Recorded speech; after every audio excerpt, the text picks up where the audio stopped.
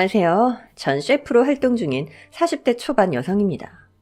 사람마다 이루고 싶은 꿈이 있죠?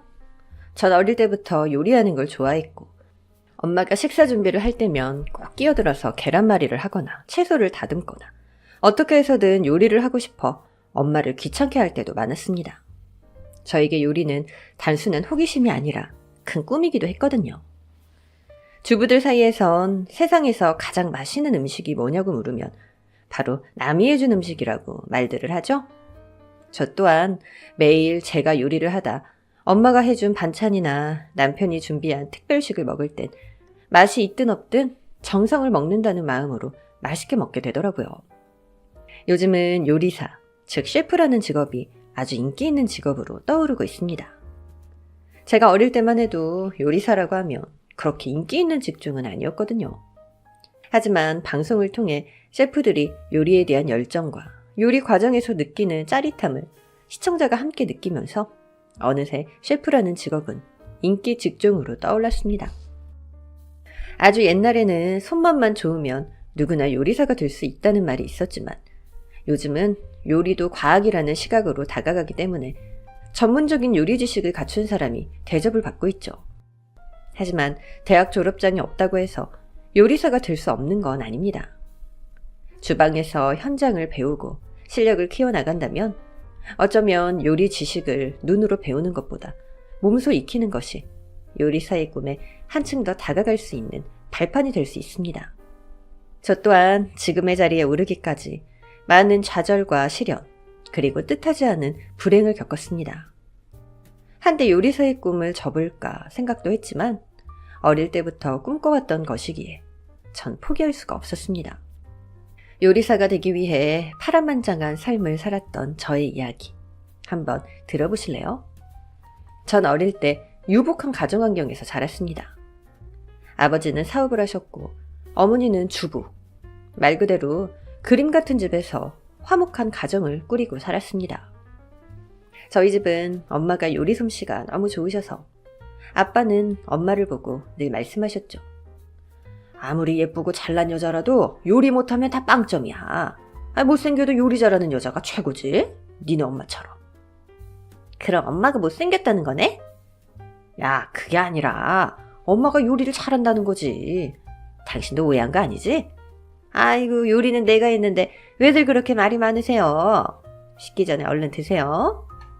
엄마는 요리는 물론 외모며 인성까지 정말 완벽한 여자였습니다. 전 한 번씩 아빠가 출장을 가시면 엄마랑 같이 맛집을 찾아서 외식을 하곤 했는데요. 뭔가 여자들만의 비밀이랄까. 엄마랑 외식하는 게 늘 좋았습니다. 지수야, 여기 돈가스 괜찮지? 응, 너무 맛있어. 엄마도 옛날에 이런 멋진 레스토랑 차리는 게 꿈이었는데. 지금이라도 하면 되잖아. 지금도 하고 있잖아. 손님 2명 있잖아. 손님 2명? 아빠랑 우리 지수. 엄마한테 VIP 고객이지. 에이, 난 또. 그러면 내가 엄마 꿈 이뤄줄게. 정말? 응, 나 정했어. 우리나라 최고의 요리사가 되기로. 와, 그럼 엄마는 지수 레스토랑에서 맨날 맛있는 것만 먹겠네? 물론이지. 엄마는 나의 VIP 고객이 될 거야. 전 요리사가 되기 위해 일찍부터 외국에 있는 요리대학에 입학 준비를 했습니다. 그리고 고3이 되던 해 호주에 있는 요리대학에 합격증을 받게 됐습니다. 엄마, 나 합격했대!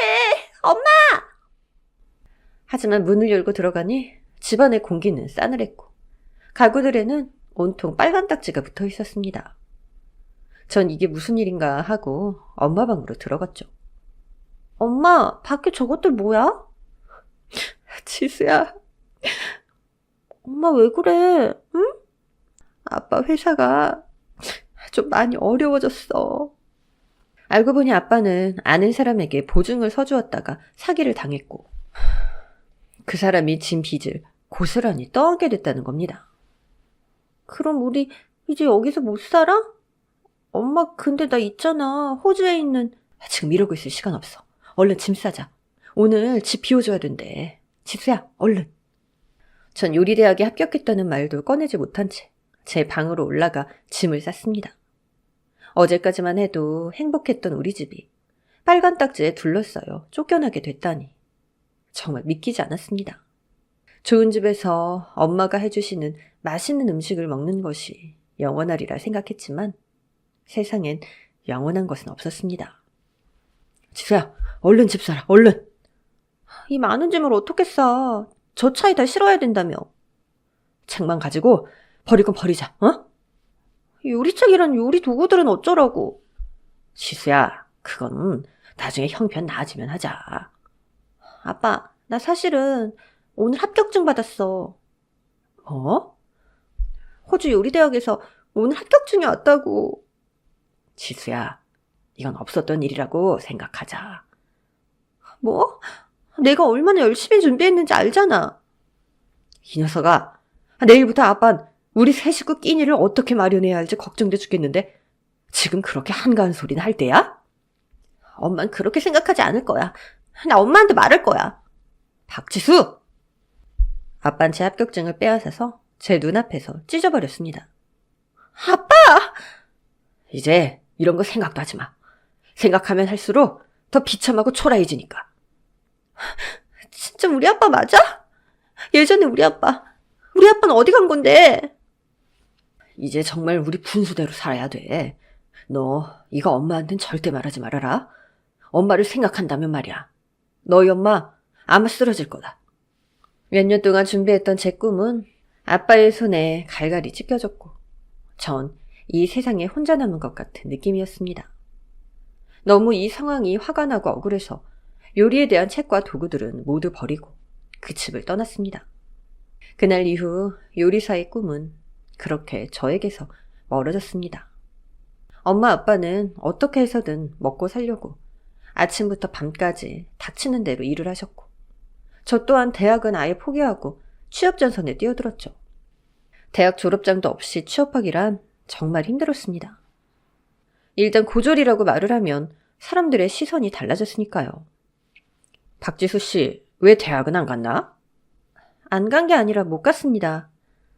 요즘 세상에 대학 졸업장 없이 취업한다는 게 여간 쉽지 않을 텐데. 허드렛 일이라도 좋으니까 시켜만 주시면 열심히 하겠습니다. 전 그렇게 김치 공장에 취업했고 저보다 훨씬 나이가 많은 어머님들과 김치 만드는 작업 과정에 배치됐습니다. 몇 살이라고? 20살이요.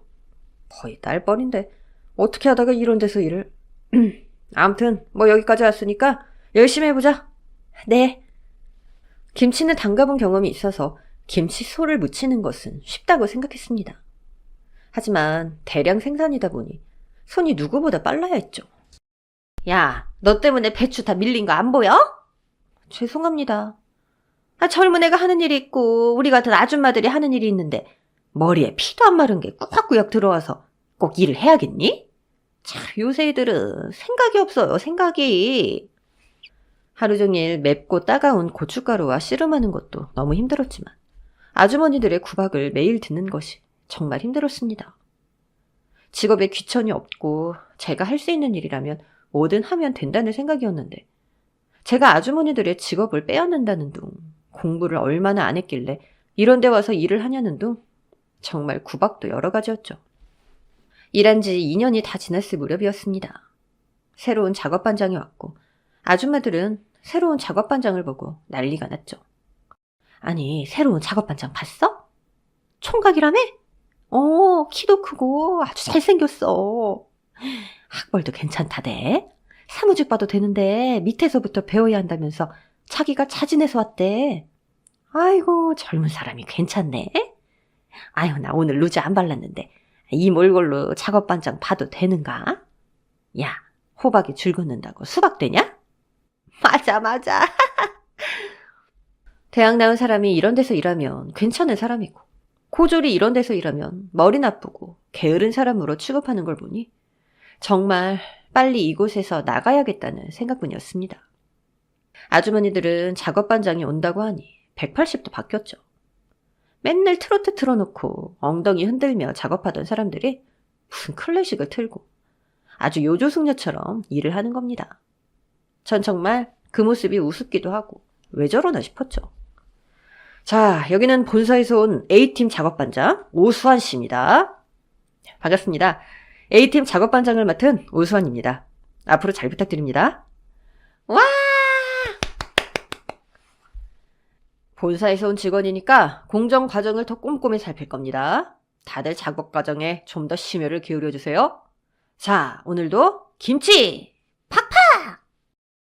작업반장이라 한 남자는 저보다 7살에서 8살 정도 많다고 들었고, 생긴 것 또한 말끔한 인상에 아주 스마트한 분위기가 물씬 풍기는 남자였습니다. 아줌마들은 작업반장에게 잘 보이려고 펌어도 하고 귀걸이에 립스틱까지 아주 난리도 아니었습니다. 반장님, 서울서 혼자 오셨다고요? 네. 아유, 이거 내가 반찬 좀 했는데 맛 좀 보시라고. 뭘 이런 걸 다. 앉으셔도 되는데. 젊은 분이 더 잘 챙겨 드셔야죠. 반찬 필요하면 저한테도 이야기해 주세요. 감사합니다. 아줌마들은 반찬부터 시작해서 커피, 음료수, 그리고 남자한테 좋은 복분자까지 별의별 선물 공세를 펼쳤습니다. 전 작업반장이 오고 난 후 오히려 더 편했습니다. 아줌마들의 시선이 작업반장에게 쏠렸고 절 구박하는 일도 줄어들었거든요.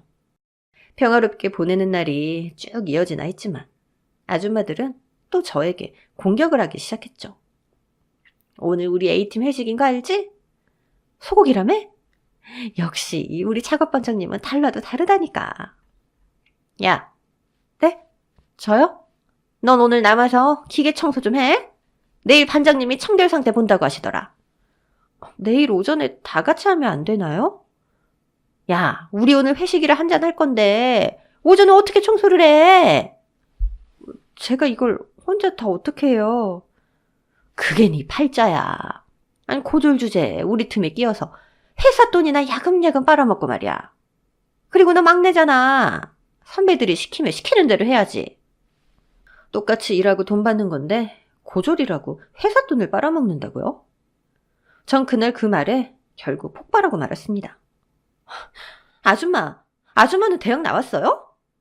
우리 시대에는 대학 다 안 갔어. 고등학교 나온 게 대학 나온 거나 다름없었어. 근데 넌 뭔데? 돈 없어서? 아니면 공부를 안 해서? 둘 중에 하나잖아. 형편상 지금은 갈 수가 없는 상황이고 왜 학벌로 자꾸 사람을 괴롭혀요? 아줌마들은 잘나서 이런 데서 일하세요? 뭐야? 이게 확 그냥. 전 아줌마한테 따귀를 맞았고 그대로 바닥에 쓰러졌습니다. 너 한 번만 더 까불었다간 내가 위에다 네 행실 다 풀어버릴 거야. 너 작업하고 남은 김치소 몰래 가져가는 거 내가 모를 줄 알았어? 너 그것도 횡령이야. 그러니까 넌 가만히 일만 해. 알았어? 아빠가 부도가 난 후 저희 세 식구는 뿔뿔이 흩어져 각자 살기에 바빴고 전 자취방에서 김치소를 가지고 이런저런 요리를 해먹으며 끼니를 때웠습니다. 남은 김치소는 다음날 폐기하는데 버리는 걸 가져와 먹는 게 횡령이라니. 괜히 부딪혀봤자 저만 손해보겠다는 생각이 들어서 아줌마들이 시키는 대로 전 퇴근 후 남아 기계 청소를 하기 시작했습니다. 기계에부터 떨어지지 않는 고춧가루를 일일이 닦고 씻고 정말 혼자서 하기엔 너무 힘들었습니다. 내가 왜 이렇게 됐나 억울하기도 하고 이럴 바엔 그냥 내일이라도 사표 쓰고 나가고 싶었습니다. 청소를 하다 말고 분노가 치밀어서 고무장갑을 바닥에 내던져버리고 혼자서 성질을 냈습니다. 더 이상 못하겠어. 안 해. 안 한다고. 뭘 안 한다는 거죠? 전 웬 남자 목소리에 깜짝 놀라서 기계에서 떨어지고 말았고 떨어지는 바람에 팔을 심하게 다쳤습니다. 괜찮아요? 그 목소리의 주인공은 바로 작업반장이었습니다. 너무 팔이 아파서 작업반장이고 뭐고 눈에 보이는 게 없었죠. 당장 119를 불러 병원으로 갔고 결국 깁스 신세를 져야만 했습니다. 이만하길 천만다행이에요. 어깨까지 다쳤으면 정말 입원해야 했어요. 깁스는 언제 풀 수 있나요? 한 석 달은 있어야 합니다. 불편하시겠지만 완전히 나으려면 참으셔야 해요. 하필 오른손이. 가족에게 도움을 요청하세요. 오른손이 다치셔서 좀 불편하실 거예요. 알겠습니다, 선생님. 고맙습니다. 이렇게 결근을 하게 되면 분명 무급 휴가일 텐데. 작업반장이 말만 안 걸었더라도 이런 일이 없었을 텐데 하고 속으로 그를 엄청 원망했습니다. 하지만 직속 상관이라 뭐라 말도 못하겠고 그저 속으로 마음만 타들어갔죠. 미안해요. 인기척도 없이 그래서. 네. 치료비는 제가 낼 거고요. 유급휴가 처리해서 일단 편하게 좀 쉬세요. 선생님 말씀 들어보니까 가족들한테 도움을 좀 받아야 된다던데. 도와주실 가족분 계세요? 아니요. 그럼 혼자 살아요? 네. 죄송해서 어떡해요. 일단 치료는 마쳤으니까 집으로 가요. 제가 모셔다 드릴게요. 작업반장은 제가 생각하는 것 이상으로 미안했습니다. 팔만 다친 게 아니라 떨어지면서 몸에 충격을 크게 받은 건지 집에 오자마자 잠이 들어버렸습니다. 한 3시간쯤 지났을까요? 정말 몇 년 만에 꿀잠을 자고 일어났습니다. 그런데 방 안은 너무나도 깨끗했고 방 밖에선 맛있는 냄새가 흘러들어오고 있었죠. 방문을 열고 나가니 작업반장이 부엌에서 요리를 하고 있지 뭡니까? 안 가셨어요? 집에 먹을 게 아무것도 없길래 이것저것 사와서 요리 좀 했어요. 한 일주일 먹을 수 있으니까 꼭 챙겨 먹어요. 참, 그리고 이거. 작업반장은 포크 숟가락을 내밀며 제 왼손에 쥐어주었습니다. 마음 같아선 아침, 점심, 저녁 다 먹여드리고 싶은데 그건 불가능할 것 같고 이걸로 드시면 좀 편할 거예요. 정말 미안해요. 정말. 누가 해준 음식을 먹는 게 정말 오랜만이었습니다. 그리고 작업반장의 마음도 너무 고마웠고요. 그래서 전 팔이 아픈 것도 잊은 채 감사하단 말을 전했죠. 제 실수이기도 한데 너무 신경 써주셔서 감사해요. 자주 들릴게요. 그래도 되죠? 너무 미안해서요. 안 그러셔도 되는데. 아니요. 제가 그래야 마음이 편해요. 저녁 잘 챙겨 드시고 또 들릴게요. 그날 이후 이틀에 한 번꼴로 작업반장은 저희 집을 찾아와 제 식사를 챙겨주었고 그러면서 서로 조금씩 마음을 열어갔습니다. 취업 때문에 내려온 거예요? 네? 그렇다기보단 아빠 사업이 부도가 나서 세 식구가 전국으로 뿔뿔이 흩어졌어요. 제가 괜한 질문을 했네요. 아니에요. 벌써 오래전 일인걸요. 그날 회식에 안 오셔서 그래서 들러본 건데 일이 이렇게 될 줄 상상도 못했어요. 여사님들 등살에 많이 힘들어 보였거든요. 솔직히 제 나이 또래가 요즘 이런 데서 일하는 거 보기 힘들잖아요. 그러니까 주목도 받는 거고 주목받다 보니 이런저런 이야기도 나오는 거라 생각해요. 원래 꿈은 뭐예요? 아직 20대잖아요. 전 원래 제 이름으로 멋진 레스토랑 차리는 게 꿈이었어요. 꼭 레스토랑이 아니더라도 저만의 레시피로 제 가게를 찾아오는 손님들에게 먹는 즐거움을 주는 거? 그게 꿈이라면 꿈이었죠. 사실 호주 요리대학에 합격했었는데 가세가 기우는 바람에 포기했어요. 우와, 호주 요리대학에 합격했다고요? 네, 학창시절부터 엄청 열심히 준비했어요. 그래서 합격까진 했는데 인생이 잘 안 풀렸죠. 사실 저도 요리에 대한 관심이 참 많아요. 그래서 식품업계에 취직하게 된 거고 언젠간 저도 제 이름을 걸고 따로 사업을 할 거예요. 그러고 보니 우리 꿈이 비슷하네요. 정말 오랜만에 누군가와 요리에 대한 이야기를 나누다 보니 시간 가는 줄 몰랐습니다. 그리고 지금 제 이런 처지도 잊을 만큼 너무 행복했고요. 서로 비슷한 점이 많다 보니 대화는 점점 시간 가는 줄 모르고 이어져 갔고 그만큼 서로에 대한 감정도 커졌습니다. 작업반장, 아니 저에게 오빠는 정말 든든한 지원군이 돼주었죠. 이틀에 한 번꼴로 오던 사람이 매일 오더니 이젠 주말엔 저희 집에 살다시피 하면서 제가 낳는 동안 절 잘 보살펴 주었습니다. 지수야, 우리 꿈을 같이 이뤄보면 어떨까? 같이? 서로의 꿈이 같다는 건 인생을 바라보는 방향이 같다는 거지. 그리고 서로의 꿈을 지지하는 건 서로 사랑해야만 가능한 거고. 지수야, 나랑 결혼해 줄래? 그래서 우리 같이 꿈을 이루자. 와, 그거 좋겠다. 부부가 함께하는 레스토랑. 멋지지 않아? 정말 그의 프로포즈는 생크림을 가득 품은 케이크를 먹는 듯 달콤하고 음식에 아름다운 데코레이션을 올려 완성시킨 먹음직스러운 음식처럼 황홀 그 자체였습니다.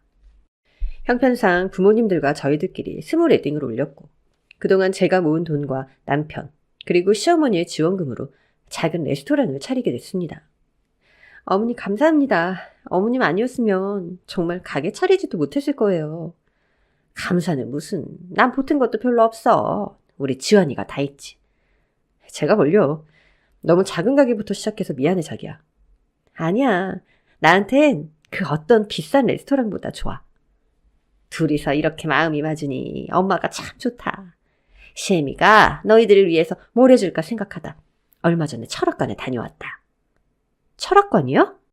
철학관 가서 물어보니까 명이며 가게 이름이며 가게가 완전히 자리 잡을 때까진 우리 지환이 앞으로 다 해야 한다고 하더구나. 절대 지수 네 이름은 들어가선 안 된대. 그러면 가게가 쫄딱 망한다고 하더구나. 용한 데서 본 거니까 내 말 명심하고 가게 차릴 때 이 점 유의해서 행동해라. 알겠니? 전 시어머니의 말을 듣고 좀 실망했습니다. 사실 남편은 결혼 전에 가게 명의를 부부 공동 명의로 하고 가게 이름도 우리 이니셜을 따서 만들자고 했는데 전부 남편 이름으로 해야 한다는 말을 들으니 솔직히 서운하기도 했습니다. 자기야, 우리 가게 말이야. 원래는 우리 부부 이름으로 하기로 했었잖아. 근데 어머님 말씀대로 하면 우리가 계획했던 것과는 많이 달라지지 않을까? 지수야, 엄마가 우리 잘 되라고 한 말이잖아. 그러니까 가게 자리 잡힐 때까진 엄마 말 듣자. 그래도 좀 서운하긴 해. 솔직히 이런 말 안 하려고 했는데 난 조리학과도 나왔고 양식 자격증도 있어. 가게에 그런 증명서 붙여놓으면 손님들한테 믿음이 간다고. 근데 넌 고졸이잖아. 물론 손맛은 좋지만 그걸 증명할 만한 게 없잖아. 안 그래? 하지 말았어야 하는 말을 남편은 저에게 해버렸습니다. 고졸이란 딱지가 남편에게도 부끄러운 훈장이 될 줄은 상상도 못했거든요. 그것 때문에 제가 얼마나 속상했는데 누구보다 그걸 잘 알면서 저런 말을 하다니. 전 솔직히 말문이 막혔습니다. 하지만 남편이 하는 말은 일리가 있었어요. 전 요리에 대한 자격증도 없었고 관련된 학과도 나오질 않아서 손님들이 믿을 만한 셰프는 아니었던 거죠. 가게 이름이랑 명의만 이렇지 우리는 공동 사장이야. 그러니까 너무 서운해하지 말고. 알았지? 가게를 오픈하면서 전 뭔가에 떠밀리듯 남편과 시어머니 말을 따라 시키는 대로 행동했습니다. 과정이 어찌됐건 제 가게를 차릴 수 있다는 기쁨에 나중 일을 생각하지 않았었거든요. 전 정말 열심히 일했습니다. 남편보다 일찍 가게로 나가서 재료 준비를 하고 메뉴 연구를 하느라 가게에서 밤새는 날도 허다했죠. 자기야, 건강 좀 생각하면서 일해. 이러다 쓰러지겠다. 좋아서 하는 일이니까 힘든 줄도 모르겠어. 그리고 자기야, 우리가 낸 메뉴들이 전반적으로 인기가 좋은데 좀 차별성을 가졌으면 좋겠어. 데코레이션이라든지 식전 메뉴라든지. 그리고 우리 가게가 골목 안에 있어서 홍보 부분에 있어서도 신경을 써야 할 것 같아. 요즘 보니까 SNS로 맛집 홍보 많이 하더라. 손님들한테 우리 가게 들렸다고 인별그램에 올리면 서비스 음식도 제공하고 금방 입소문 탈 것 같아. 아유, 박 사장님, 온통 가게 생각뿐이네. 천천히 하자, 천천히. 우리 음식 맛 좋다고 손님들이 다 그러잖아. 그러니까 천천히 해. 전 빨리 자리를 잡고 시어머니께 효도를 하고 싶었습니다. 그리고 가게가 확장이 되면 제 이름을 걸고 꼭 가게를 차릴 거라는 희망을 놓지 않았거든요. 제 마케팅 전략과 신메뉴 개발로 가게는 하루하루 손님들이 늘어갔고 이제 꼭 먹어야 할 맛집, 이 집 안 가면 평생 후회함이라는 손님들의 찬사를 받을 만큼 가게 매출도 엄청나게 늘었습니다. 자기야, 이거 봐. 우리 매출이 이렇게나 늘었어. 이대로 가면 우리 진짜 부자 되겠다. 그치? 오, 대박인데? 참, 자기 신메뉴 개발한 거 나 좀 가르쳐주라. 자기 없으면 그거 다 내가 해야 되잖아. 아, 그거 내가 꼼꼼하게 메모해뒀으니까 내일 가게 가면 노트 줄게. 그거 보면 금방 이해될 거야. 그래. 남편은 사실 초반엔 저와 같이 메뉴 개발이며 홍보에도 적극적이었지만 가게 매출이 늘면서 주방에는 아예 들어올 생각은 하지 않았고 카운터에 앉아서 계산만 하는 게 다였죠. 그런데 그런 남편이 갑자기 신메뉴를 배우고 싶다고 하니 기뻤습니다. 가게가 확장되면 남편과 제가 같이 요리를 해야 손님들이 기다리지 않게 요리를 대접할 수 있었으니까요. 매출이 오르고 전 시어머니에게 깜짝 선물을 해드려야겠다는 생각을 했습니다. 그래서 가게 문을 닫고 이번에 개발한 신메뉴를 시어머니께 가장 먼저 맛보여드리고 싶다는 생각에 음식을 만들어서 시어머니 댁으로 찾아갔죠. 어머니, 저 왔어요. 그런데 집안은 조용했고 안방에서 남편과 시어머니가 이야기하는 소리가 들렸습니다. 정 여사가 소개해준 처자인데 공무원이라더라. 집안도 좋고 사진 봐봐. 얼굴도 예쁘지? 뭐 괜찮네. 날 잡을 테니까 잘 좀 해봐. 엄마, 근데 쟤를 내보내야 뭐래도 할 거 아니야. 아니 내가 그런 생각도 없이 쟤를 들인 줄 알아? 내쫓아도 명분이 있어야지, 명분이. 일단 레시피는 내가 다 알아냈고 적당한 주방장 구해서 하면 매출엔 문제 없을 거야. 너무 급하게 서두르지 마. 혹시 또 나 모르게 메뉴 개발하는 게 있으면 다 빼내야 될 거 아니야. 못 배운 게 손맛은 있어서 그래도 다행이다.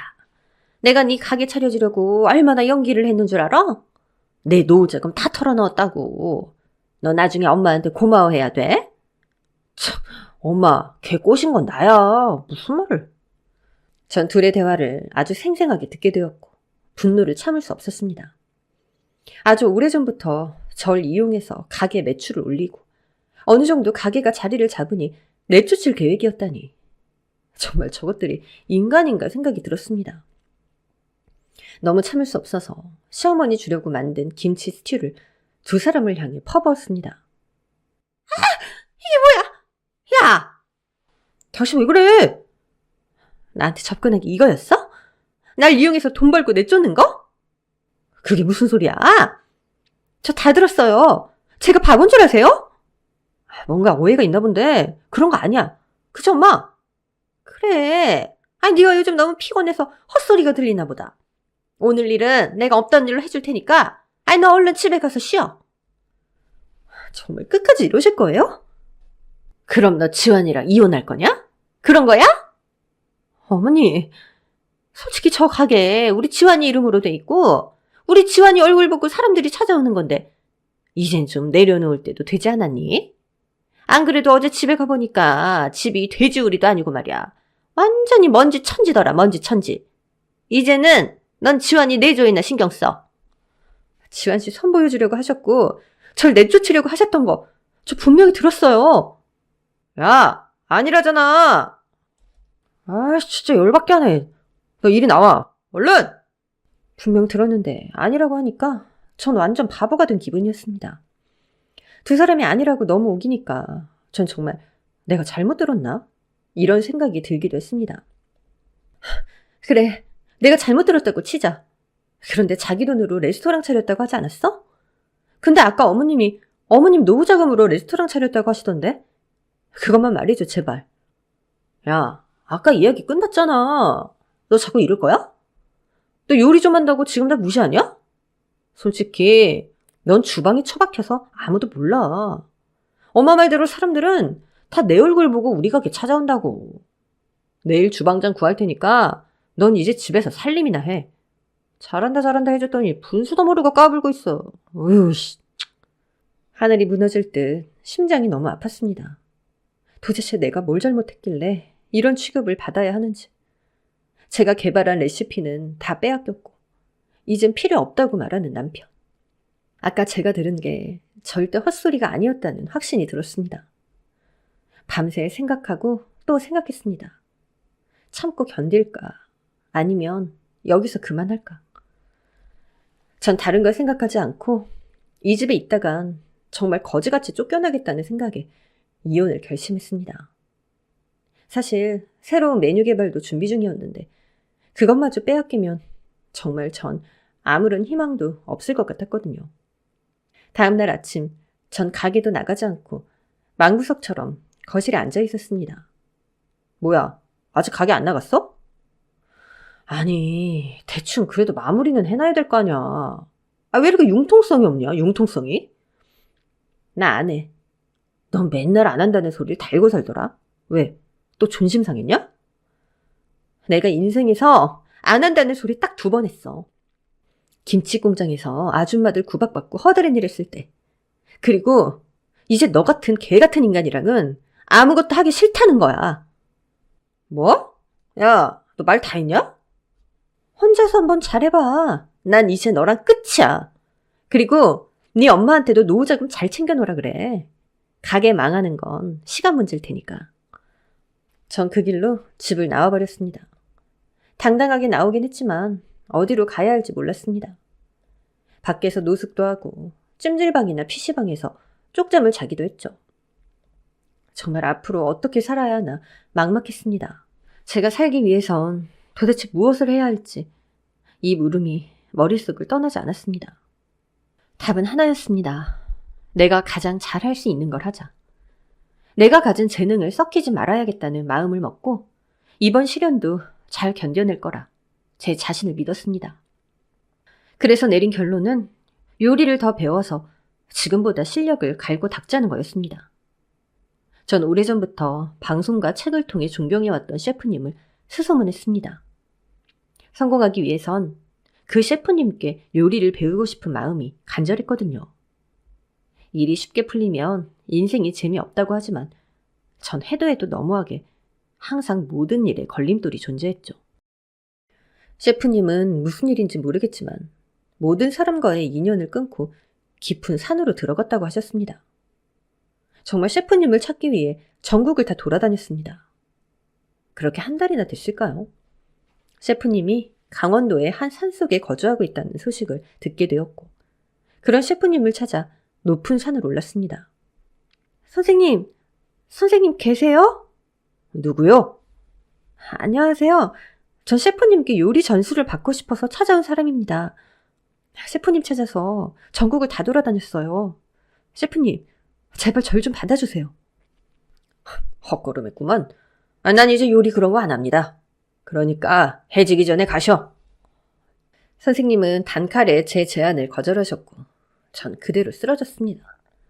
아무것도 먹지도 않고 온 산을 돌아다니다 보니 체력에 한계가 온 거죠.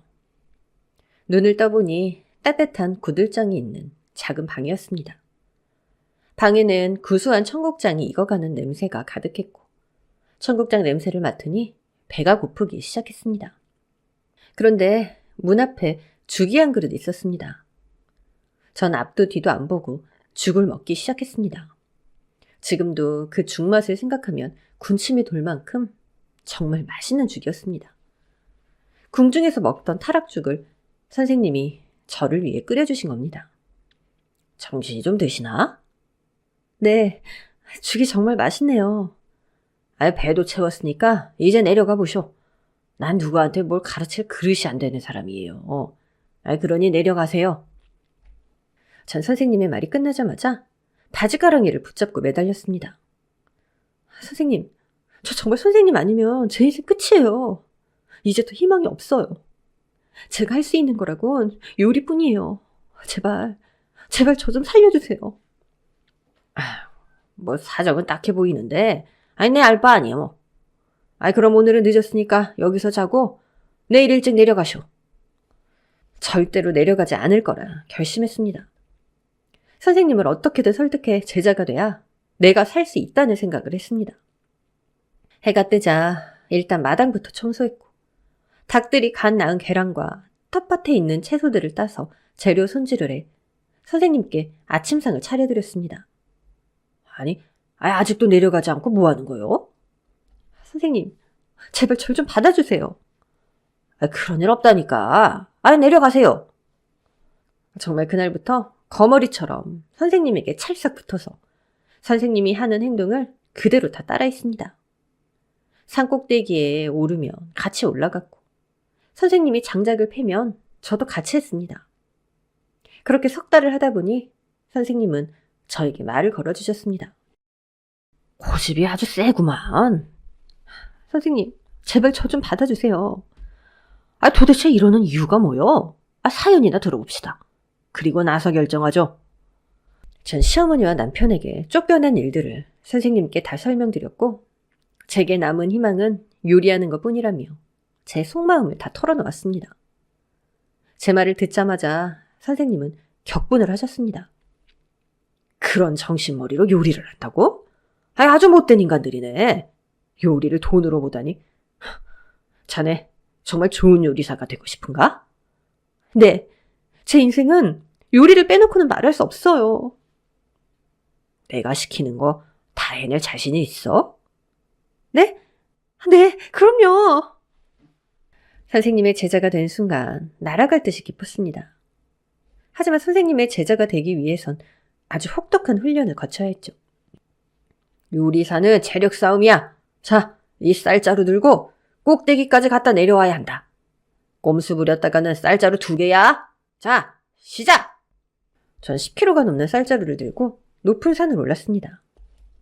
발바닥은 찢어질 듯 아팠고 어깨는 감각이 없을 정도로 통증이 심했습니다. 하지만 여기서 포기한다면 희망이 없다는 걸 머릿속으로 생각하며 끝까지 포기하지 않고 미션을 수행했습니다. 자, 어떤가? 할만한가? 네, 할만합니다. 셰프는 서서 일하는 직업이야. 오늘 이 훈련을 절대 잊지 말도록. 네. 선생님의 훈련은 여기서 멈추지 않았습니다. 뜨거운 물과 차가운 물에 손을 담그는 훈련은 정말 고통스러웠습니다. 내 손이 국자고 내 손이 스푼이다라는 생각으로 손을 단련시켜야 돼. 뜨거움, 차가움은 온도계 갈 일이야. 자, 견뎌. 그래야 나 자신을 이길 수 있어. 한 손은 얼음장이 됐고 한 손은 화상 직전까지 갈 만큼 피부가 타들어가는 듯 했습니다. 그렇게 혹독한 훈련이 이어지던 어느 날, 이 노트 안에 있는 레시피를 세상에 한번 차려놔봐. 아주 멋지게 말이야. 선생님. 누굴 복수하기 위해 요리한다는 생각은 버려야 돼. 오직 내가 한 요리를 먹어주는 사람들을 위해 요리를 한다. 이렇게 생각해야 한다고. 알겠지? 선생님은 평생을 담은 자신의 요리 비법이 담긴 노트를 넘겨주셨고 정말 이제 살았다고 생각했습니다. 선생님의 따뜻한 말씀은 암담했던 제 인생에 빛이 되어주셨고 전 세상으로 나아갈 용기가 생겼습니다. 노트가 너덜너덜해질 때까지 보고 또 봤습니다. 그리고 레시피대로 수백 번을 요리하고 연구했습니다. 그러던 어느 날 방송에서 요리 오디션이 열린다는 광고를 보게 됐고 전 바로 이거다라는 생각을 했습니다. 무조건 제 얼굴과 요리를 이 세상에 알리겠다는 각오로 오디션 프로그램에서 최선을 다했습니다. 하늘도 제 노력을 알아주셨던 걸까요? 전 오디션 프로그램에서 우승을 했고 몇 억의 상금도 받게 됐습니다. 참가자들 중 요리를 전공하지 않은 유일한 참가자라 들었습니다. 심사위원들의 마음을 사로잡은 참가자의 요리 비법. 대체 어디서 배운 건가요? 상금은 말씀드릴 수 없지만 제 사수님 덕분에 진정한 요리사로 거듭날 수 있었습니다. 그리고 저에게 찾아왔던 시련들이 저를 더 단단하게 만든 것 같습니다. 훌륭한 요리사가 돼서 여러분께 맛있는 음식으로 행복을 전하고 싶습니다.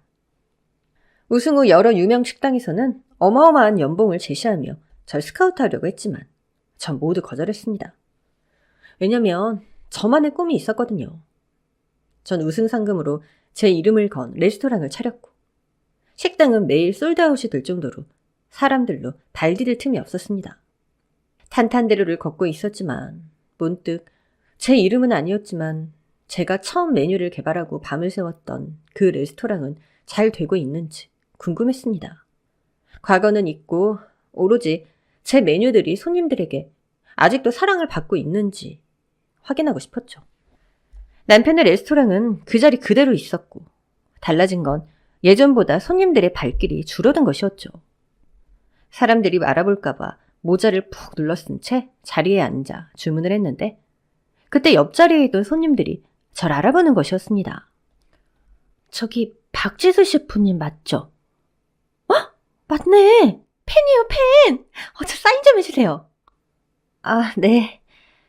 가게를 지나가던 사람들도 제 이름을 듣자마자 가게로 몰려들었고 가게는 순식간에 사람들로 가득 찼습니다. 뭐야? 뭐 때문에 이렇게 소란스러워? 박지수 셰프님이 저희 가게 오셨어요. 저도 사인 받아야겠어요. 뭐? 시어머니는 가게가 오랜만에 인산인해가 되죠. 정말 어이없는 말을 했습니다. 박지수 셰프, 우리 며느리예요, 우리 며느리. 자, 우리 며느리한테 사인 받으려면 주문부터 하세요. 주문 안 하면 사인 못 받습니다. 자, 주문하세요, 주문. 제가 유명 셰프가 되니 절 며느리라고 하질 않나. 절 이용해서 또 돈벌이를 하려는 꼴을 보니 정말 부하가 치밀었습니다. 달라진 게 하나도 없더라고요. 셰프님, 진짜예요? 여기 사장님이랑 가족이에요? 말도 안 돼. 이 집 스튜 완전 토 나오는 토스튜로 유명한 집인데.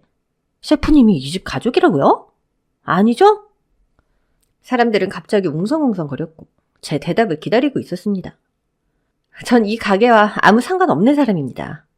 하지만 절 보러 여기까지 찾아주신 여러분께 보답해드리고 싶네요. 오늘 음식값은 제가 다 계산할 테니까 맛있게 드세요. 손님들은 제 말을 듣자마자 메뉴를 주문했습니다. 하지만 공짜 음식이니까 먹었지 더는 못 먹겠다며 테이블마다 음식을 다 남기고 나갔죠. 손님들이 다 나간 후 전 남편은 언제 그랬냐는 듯 절 끌어안고 반가워했습니다. 지수야, 내가 널 얼마나 찾은 줄 알아? 전화번호도 바꾸고 도대체 어디 있었던 거야? 그래, 그렇게 너 떠나고 내가 사는 게 아니었다. 아유, 우리 며느리 드디어 이제 돌아왔구나. 알고 보니 남편은 두 번째 결혼도 실패했고 제가 나간 뒤로 재료값을 아낀다고 음식을 개판으로 만들기 시작해서 단골 손님마저 가게에 발길을 끊기 시작했더군요. 자기야, 나 진짜 하루하루 입에 풀칠도 못하고 산다. 망하기 직전이라니까. 생각해봐. 자기 꿈. 나와 같이 하겠다도 우리 꿈. 우리 여기서 시작했잖아. 그러니까 우리 다시 시작해보자. 그래. 솔직히 내가 너를 지원하려고 내 노후자금 다 여기에 부은 거 알지? 우린 가족이야. 그러니까 우리 예전처럼 다시 시작하자, 지수야. 과거는 과거일 뿐 우린 현재를 살아가야죠. 전 예전 일 다 잊었어요. 그러니까 저한테 미안하실 필요 없는데. 아유, 우리 며느리. 역시 내가 며느리 하나는 잘 골랐다니까. 그래, 우리 다 같이 다시 한번 가게를 일으켜보자. 지원아, 그렇지? 당연하지. 여보, 나 이제 요리 공부 열심히 할게. 달라진 내 모습 기대해도 좋아. 그래, 다시 시작해야지. 그러려면 준비가 필요해. 나도 생각이 있으니까 좀 기다려줘. 곧 돌아올게. 전 그 어떤 악담도 퍼붓지 않고 웃으며 다시 컴백하겠다는 말을 남기고 떠났죠. 한 달 후 정말 전 그곳에서 다시 제 인생을 시작했습니다. 이게 뭐야? 여기 뭐 생겨요? 그 모시기 엄청 유명한 요리사가 2호점을 여기에 낸다고 하더라고요. 근데 여기 이제 사람들도 잘 안 오는 동네인데 왜 여기다 차리는지. 네? 전 남편의 가게 옆에 2호점을 오픈했고 오픈 직전부터 예약이 다 찰 정도로 인기가 하늘을 찔렀습니다. 지수야, 여기 가게 뭐야? 나랑 여기서 다시 시작하는 거야? 내가 미쳤어? 너랑 다시 시작하게? 너 분명히 여기서 다시 시작한다고 했잖아. 너 요즘 체력이 많이 화하나 보다. 헛소리 들었나 보네. 말은 똑바로 들어야지. 너랑 시작한다는 게 아니고 여기서 시작하겠다고. 내 2호점을. 뭐? 팔이 날리는 저런 가게 옆에 내 2호점을 차리는 게 상도에 좀 어긋나긴 해도 그래도 옛 생각도 나고 초심으로 돌아가서 여기서 다시 새롭게 시작하고 싶어. 그리고 대학 졸업장 하나로 얼마나 네가 잘 살아갈지도 가까이서 보고 싶고. 장사 잘 되길 바랄게. 근데 솔직히 기대는 안 된다. 나 갈게. 2호점이 오픈하자마자 전 남편 가게는 쫄딱 망했고 결국 일주일 만에 폐업을 하게 됐습니다. 전 흩어져 있던 부모님과 다시 살게 되었고 오래전 소원이었던 엄마를 위한 레스토랑을 오픈하고 이젠 국내에서 알아주는 셰프로 활동 중이랍니다.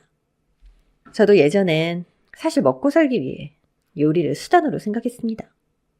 하지만 돌이켜 생각해보니 제가 정말 좋아하는 일을 돈 버는 수단으로 생각했다는 게 부끄럽더라고요. 제가 한 요리로 누군가에게 행복을 주는 것이 정말 소중한 일이라는 걸 이젠 깨닫게 됐습니다. 여러분, 학벌이 내 발목을 붙잡고 가난이 내 앞을 가로막아도 희망의 끈을 놓치지 않는다면 여러분의 꿈은 반드시 이루어질 겁니다. 저처럼 말이죠.